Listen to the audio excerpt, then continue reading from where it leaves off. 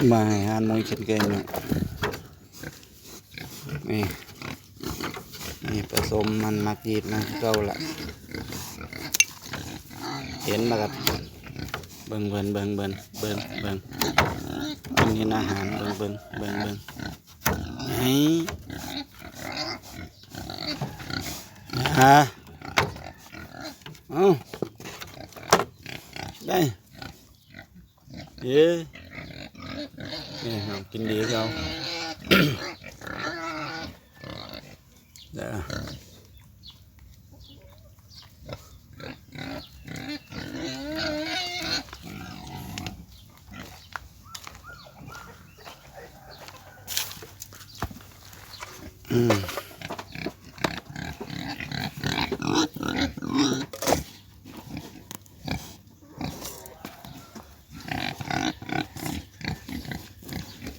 เป็นตะกินอยู่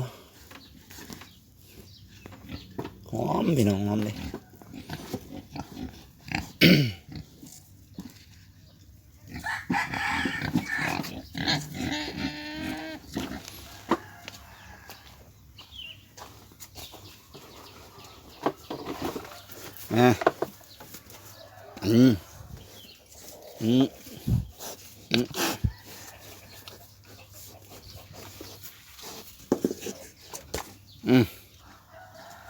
กินไป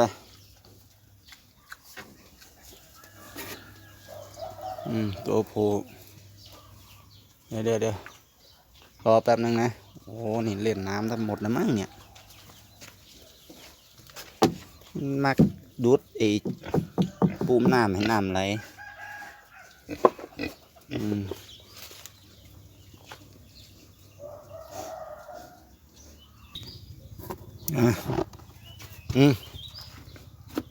กินไปตัวนี้โตผูพี่น้อง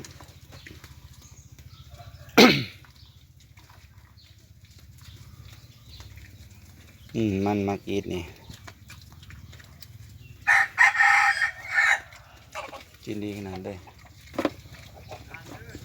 มือหนึ่งก็ให้กินอยู่ประมาณ2 เวลาเดียวนี่เศร้ากับแรงขนาดนั้นช่วงนี้กระถินออกไรพี่น้องกระถินกำลังโอ้หัดจะให้กินกระถินนี่เด้สากล้วยเป็นกินแล้วแบบเป็นวิธีดูดกบไปกบมาสุดท้ายกับมุนผุยพี่น้องซอยบำบัดกินได้นะต้นกล้วยแล้วข้อดีของการกินมันมากีดนี่มูนพันบ่ทรงกินพี่น้องก็มีเล็กน้อยอยู่แต่ว่ามันบ่ถึงกับว่างางเขาไกลอะไรนี่นะอันนี้มันเป็นธรรมชาติเนาะแต่ว่ามันบ่ถึงว่ากับกินบอกที่ยังหมูขาวดิให้กินไอ้นี่นะโดยเฉพาะหมูปลานี่มากินในหลากหลายเนาะแต่ว่าผมก็เคยให้กินพวกต้นกล้วยเม็ดกระถินนี่ขี้เหม็นเลยพี่น้องมูนเหม็นแห้งแต่เราต้องให้กินผสมกับพวกมันมักยีดน้ำพวกกระถินถ้าให้กินเขาล้วนๆไปเที่ยวนี่ประเภทอาหารในท้องตลาดด้วยกันเหม็นแห้งแต่มันมักยีดบ่ปานไหนครับโดยเฉพาะเห็ดคอกพื้นดินนี่ไล่ปัญหาในเรื่องของกินเลยก็ส่วนหลายที่เห็นข้าเจ้าเลี้ยงกับบางคนกับเลี้ยงอยู่อันคอกปูนเป็นว่ามันดีกว่าบางคนนะเลี้ยงคอกดินเห็นดีกว่าสรุปแล้วแต่สะดวกพี่น้องถ้าเลี้ยงคอกปูนนั่นเราต้องขยันล้างนะต้องขยันล้างคอกแต่ว่าคอกดินมันบ่ต้องล้างเนี่ยเพราะว่ามูลเขากับสิกบน้ำดินอย่างที่เห็นว่านี่มูลก้อนกระรอแคลนี่ เดี๋ยวดินก็ซึมซับไปกินจบแม่นี่ทายบ่เป็นหมองดอกที่ผมเลี้ยงมานะแม่นี่ทายบ่เป็นหมองเดี๋ยวก็ทายมันหันแนวนี้แน่นี่แต่ก่อนทายอยู่มุมนั้นแรกๆเลยทายอยู่โซนนี้เดี๋ยวนี้กับมาโซนนี้แน่เห็นว่ามองหาแน่ไปทางพุ่นแน่นะแม่นั่นกับแม่ดำมันทายอยู่มุมนี้นี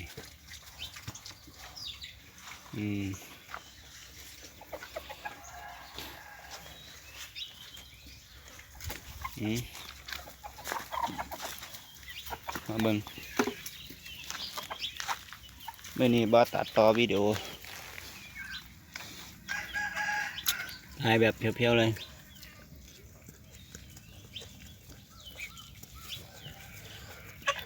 แม่ดำนี่เพิ่นหมูนี่ถ้าเพิ่นอยู่น้ำกันนี่ให้กินอาหารนะเขาสิแยกกันกินเนาะกินคือจังย่านแต่บ่ได้กินแต่ว่าแยกออกมานะกินแบบระเหยเลยกินแบบค่อยๆกินนะคันให้กินน้ำกันนี่โว้ยมันสวบเอาเลยเด้อพี่น้องอันนี้ก็เจ้านี่มาอัปเดตเจ้าหมูคือเขาพี่น้องเรามาเบิ่งสัตว์เล่นแม่นี่มาว่านก่อนนะไปเห็น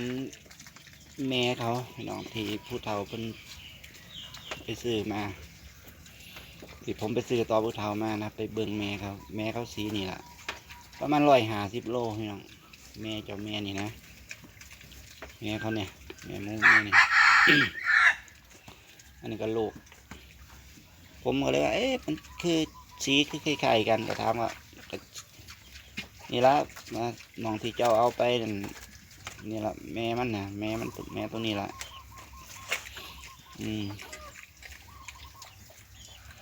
ก็เลยว่าหมูท้องแรกสิบอดท่านปลาไหนพี่น้องดูว่าหมูปลานะหมูลูกผสม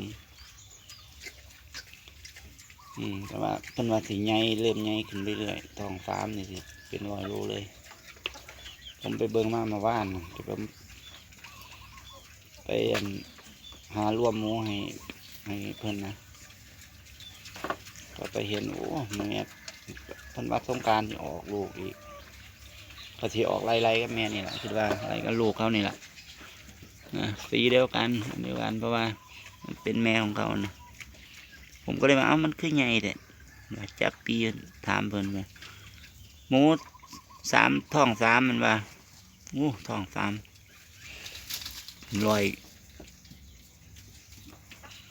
ระมาณ150 โลใหญ่แห้งผมเฮ็ดช็อตไปให้เบิ่งอยู่นะหมูนี่แม่มันเนี่ยแม่เจ้าเนี่ยพี่น้องเขาไปเบิ่งกันเด้สำหรับวันนี้ผมเกษตรบ้านเพื่อนพี่น้องบ่มีสาระอย่างเดิมนี่จะมาอัปเดตให้พี่น้องได้เห็นนะผู้ใดที่เลี้ยงหมูได้พี่น้องแนะนำเลยให้ซื้อแม่ม่านมาเลยพี่น้องนะซื้อแม่ม่านมาเลยมันง่ายนี่มาเลี้ยงกับ2 เดือน3 เดือนออกลูกสักเดือนนึงก็ออกเลยนะซื้อประมาณ2 เดือน 3 เดือนซื้อมาโหลดนะนี่อันนี้ผมเลี้ยงมาแต่หน่อยนี่มันใช้เวลา7 ถึง 8 เดือนเหมือนเด้ซื้อต่อกระเจ้ามาหมูนี่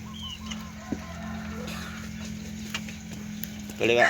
ได้ก็เลี้ยงแล้วก็ต้องเลี้ยงเอาลูกมันให้ได้